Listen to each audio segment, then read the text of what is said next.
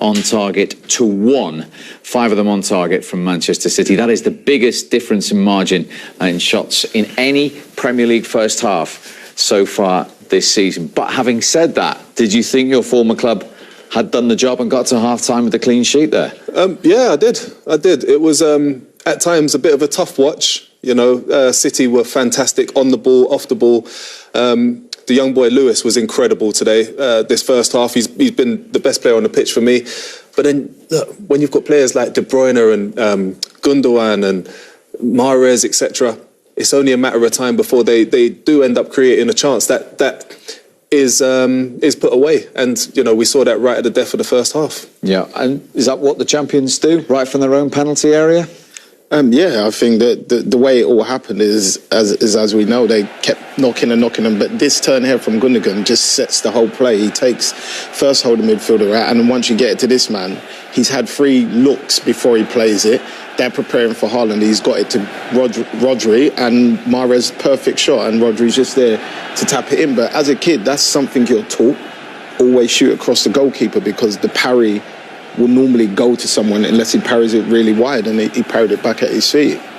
How significant was that turn from Gundogan? Oh, it was incredible. It was incredible. What it did, it took out both of the holding centre midfield players, Adam Forshaw and Mark Roca. If he's controlled the ball normally and gone infield, he brings everybody else in play. And Mark Roca is trying to read that pass, read that first touch, but he turns phenomenally well outside. And it takes both of them out of the game. And then naturally, when you give the ball to De Bruyne is deceptively quick. So he opens up his legs, and Sean said, he takes 3 or 4 looks before he actually delivers a pinpoint pass on his weaker left foot into the middle of the field, which, you know, as I mentioned before, the 2 holding centre midfield players are not there anymore. So, you know, when you've got that level of quality player, it's just a matter of time before they create something that's going to be really, really detrimental. But it was unbelievable football from City, as we expect. Will the most relieved City player at the moment be Jack Grealish? Yes, I'd have to say most definitely. I think just going through the game, some of the chances he's had with the decision, but especially this one, I think Rico does really, really well here to pick the pass out, and he just has to let it hit his foot. He's kind of done a bit of both, and he's leaned back. Yeah, he's just got the paces on the ball. He just has to tap it, go woods, and it'll go in. But I think that we've seen that on a lot of these chances that he's had so far. It's the same sort of way everything's gone over the bar, and he just needs to calm down. And like Jay said, just let it hit your foot, and then you just guide it in. Meslier in the Leeds goal has been important, though, on a couple of occasions, particularly to deny Erling Haaland. He has indeed. He looks like a man on a mission. This was 36 seconds in, Jay. Yeah, but this is the thing. You look at his starting position, fantastic. Straight away, every single time Haaland has had the ball, he's saying to himself, I'm not going to let you get a touch and run around me. I'm going to get out to you as quickly as I possibly can and keep myself as big as long as I can. And you've seen it there. Lovely touch. A little bit fortunate that the ball didn't bounce in towards the net, but it's all down to Meslier to kind of stop him from getting those opportunities in the first place. This one here is the best one for me. The pass from De Bruyne, look at that, absolutely scintillating. For myself, I was quite surprised he didn't take the ball on the outside onto his right foot. You know, it's an open goal then, it opens it up. Look, just here, take the ball outside him, and then you slide it in, and that's the sort of thing we expect to see from Haaland. But you can't stop this guy making those runs, because he's starting his runs from so deep, it makes it almost impossible to defend against, because he's got that pace, he also has the power. He's just been very unfortunate not to put the ball away. I just think with that one, that situation, it wasn't exactly the same, but it was a bit like the goal against West Ham, where he manages to run all the way around the ball and slot it in. But I think with that one, he can't, because the defender's way too close to him. So even if he does get to open up, the defender will block it. So like Jay said, it's better him on his right foot. He can slot it down the side of the goal, or he can take it past the goalkeeper. He could have had 2 options there. Haaland yet to score, but Leeds, his goalkeeper, beaten 4 goals. 4 of them to start in the first game back between Brentford and Spurs. Then came those big wins for Fulham, late on for Wolves, comfortably for Newcastle, significantly for Brighton and Liverpool, and of course for the leaders Arsenal, having fallen behind at home to West Ham. Then on Tuesday, 2-0 for Chelsea after 5 Premier League games without a win. Manchester United winning 5 out of their last 6 home games, comfortably 3-0 against Nottingham Forest. And the champions have followed suit. 3-1 winners against Leeds at Ellen Road. And that means that Pep Guardiola's side jump back into second place. They've gone within 5 points of the leaders Arsenal. And remember, the reason that Arsenal and City have played only 15 games is they are yet to play each other at all so far. City have to go to Arsenal and welcome the Gunners to the Etihad with that 5-point gap. City are 2 clear of Newcastle, Spurs in 4th, just a point ahead of Manchester United, who have a game in hand. Leeds stay 15th, looking over their shoulders, just 2 points above the drop zone. Wolves, of course, were bottom at Christmas. That late win at Everton took them to 3rd bottom. It is Southampton who now prop up the table. 12 points in their 16 games and just 3 wins all season.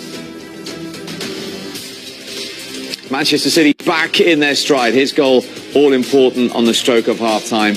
And then a very familiar name already stepped forward yet again for the champions.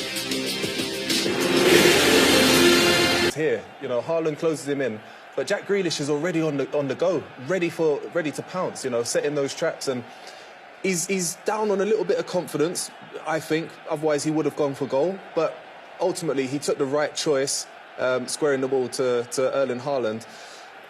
Brilliant forward play, great closing down. Frustrating from a Leeds perspective. I think it should have bypassed Robin Koch and gone into the fullback.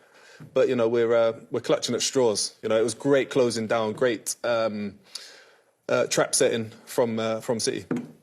I thought it was just beautiful around, but I have to agree with Jay with, like he said, I think he can see that Grealish has already started his momentum forward. So from you see that and you have the ball at your feet, you can't play that square pass, because if it's that half a yard short, the chances are Grealish gets there first, because he's got to run on the defender, and the defender's on a standstill start. And that's exactly what happened. And then when you get through there, you expect Grealish to try and take it on himself, but you know he's going to pass, just like you said, because of the confidence he had in that game after missing the chances. He wanted to make sure this chance went in the back of the net, because obviously that was a difference between giving them some breathing space. And that was Grealish to Haaland, just as it was for Haaland's second as well.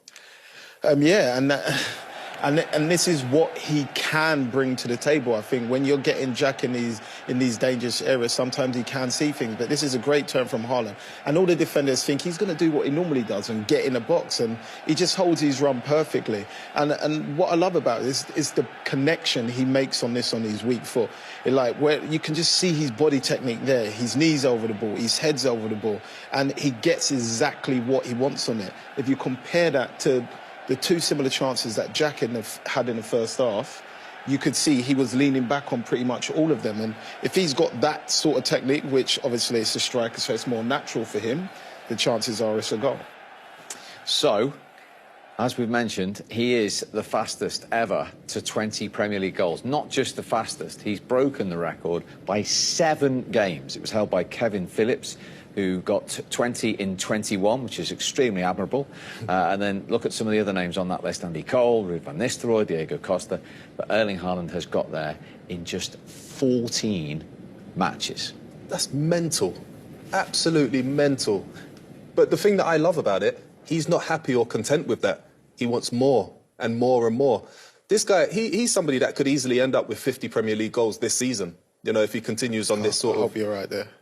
Being a City fan, I hope you're right. Well, being a neutral fan, I hope I'm right as well. Honestly, he's from a striker's angle perspective, I'm willing him on. I want him to do well. I want to see how far he can go, because we're seeing the guy at the beginning of his Premier League career. You know, this could go absolutely anywhere. He could become...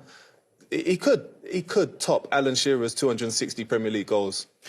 He could, if he continues on this run without getting injured as well. I think, do you know what I love about it the most? The fact that he's scoring those goals, he's showing the appreciation to the players like Mahrez, Kevin De Bruyne, That setting him up. Yeah, like, it makes players like that want to try and play him in all the time because they know there's an end product at the end of it. They're never going to shy away from it, whether it's a difficult pass or not. It's just beautiful to see, just like you said, as a neutral, the way they play football, because he can make one run and a pass might be kind of impossible, but you know they're going to try it because they know if they get it right, the chances are this could be a goal and it could be the 3-point difference. He's one of these players. He doesn't only score tap-ins from inside the 6-yard box. He scores goals with his foot level with his head.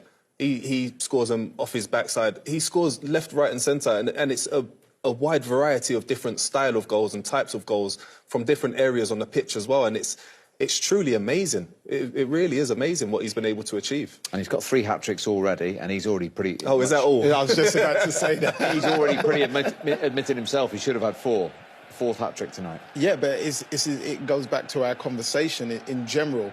No matter how many goals he scores, if he's missed 3 chances in that game, he will be mad at himself. Like this one, that touch, he wanted to get an extra touch just to change the angle a little bit, and he just missed the ball, and I don't think it was positioned where he thought it would be, which kind of left him to scuff it a little bit. But he'll be more angry at that than happy about scoring the 2 goals. The part he's happy about, I feel, with scoring those 2 goals is this kind of guaranteed City the 3 points. But in general, like he said in his interview, he was gutted that he didn't score 5 goals today, whereas any other striker would just be happy I came away with 2 goals. He's only 22. He's played 202 games in club football. He's now scored 161 goals to this point. And he's had a nice little rest as well while the World Cup's been going on. That's good. So this could be anything. You know, he could genuinely...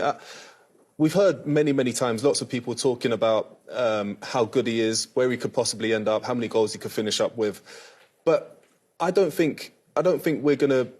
I think we're gonna see something similar to Ronaldo and Messi in terms of those sort of numbers between himself and Kylian Mbappe, and you know that excites me from a footballing fan, from a neutral footballing fan. That sort of thing excites me, and that's why I'm willing him on to do well. Hopefully not against Leeds next time he plays, but I'm looking forward to seeing what he can achieve. There's every chance it will be against Leeds next time he plays. You're right about the players around him, and I think probably, no disrespect to the others, the one he appreciates the most is Kevin De Bruyne, because right from the off we've seen this link up, and it was evident again tonight, wasn't it? Yeah, and it's a beautiful thing to watch, because I think it's something that Kevin De Bruyne in this team has missed, because he's always had to play really cute balls, whereas now he can hit areas that he knows, as you see in this one, that he knows he's going to be. And this is just a sublime ball. That is unbelievable, the weight on that and everything. And there, you expect Haaland to finish, but it's just, he just knows where he is at all times. Like, I think he almost paints a picture of where he's going to go and where he imagines Haaland will be. And they seem to just marry up perfectly. Like, even here, how do you get the ball through? He's passed it through somebody's legs, and it gets a goal at the end of it. So I think that we've seen that link up, even though it didn't really work to start off with in the Community Shield, but you... Good to be back. Yeah, so good to play Premier League football again, and special moment for me. To be back in Leeds as well, the place where you were born. I spoke to your dad before the game. He said that whilst you don't remember much about being here, it does have a special place in your heart. So to do that here must be even better. Yeah, it's a bit unreal, to be honest. Really special moment with all my family on the tribune, and yeah, what more can I say? It was really special. You're the fastest player ever in any Premier League season to 20 goals. How many do you think you can score this year? Honestly, I don't think of this. I could have scored, I think, 3 more today, so I could have had 5 today. But I scored another 2. We won the game. That's the most important. We have to win every game now. And yeah, now is the time that we will see who is actually the best team. So we have to win games. When you look at your team playing this way, and you could have scored more, like you said, the whole team could have scored more. There is so much potential in this side. Do you feel like now is the time that you are going to show that? Yeah, I feel good. As I had a vacation, I've been charging my batteries, and I'm ready for the second half of the season. And I feel good. We win. That's fantastic. That's what we have to do, and that's the main focus. Well done today. Thank you. Or what they was trying to do. And then it just hit the ground running against West Ham straight away. And it's just got better and better and better and better. That's a really interesting point you make. Do you feel it's made Kevin De Bruyne even better? Because perhaps last season when they were playing with the false nine, those balls weren't available to him because there was nobody there. Yeah, I think it's gave him that string to the bow that he's always wanted. I always looked at when, I think it was Rom, when he had a really good World Cup. All those balls in behind were played by Kevin De Bruyne. Like, he can play all those little cute 1-2s and the little sneaky passes, but if He's got to have the player there to play it to. And if you know he can go in behind you as well, it gives him some other options. So even if those ones are blocked off, Haaland just runs in behind. He's got the quality to do that, whereas before that option wasn't always there. Yeah, absolutely. But there's two elements to that, and it's Kevin De Bruyne's perspective, where he doesn't have to think about it now. Every time he picks the ball up, and we saw in the clips, every single time he picked the ball up, took the first touch, he knew exactly where Haaland was. But the same when you look at it from the other perspective, you look at every time De Bruyne took the first touch, Haaland was looking at him, saying, "I know where you're going to put it." He doesn't. You'll never see him pointing where he wants the ball. He's not going to give that away. He's just going to make his run around the corner, around the defender, in behind the defender, and he knows the ball's coming to him. Like you said, he can find him. It's like a needle in a haystack pass at times as well from Kevin De Bruyne, but it works because both of them are on the same page, and it is making both of them even better. It's exciting, really is. Fascinating, and I'm sure one man delighted about that is the Manchester City boss. Here he is, Pep Guardiola. Pep, your assessment of that in the first half especially, you were on fire, weren't you? I played really well against this team in this stadium. We make an incredible performance. Second half, when it was a bit more open, they pushed a little bit more, we lost some balls. But in general, we make a fantastic performance. What were the things in particular that pleased you about the performance?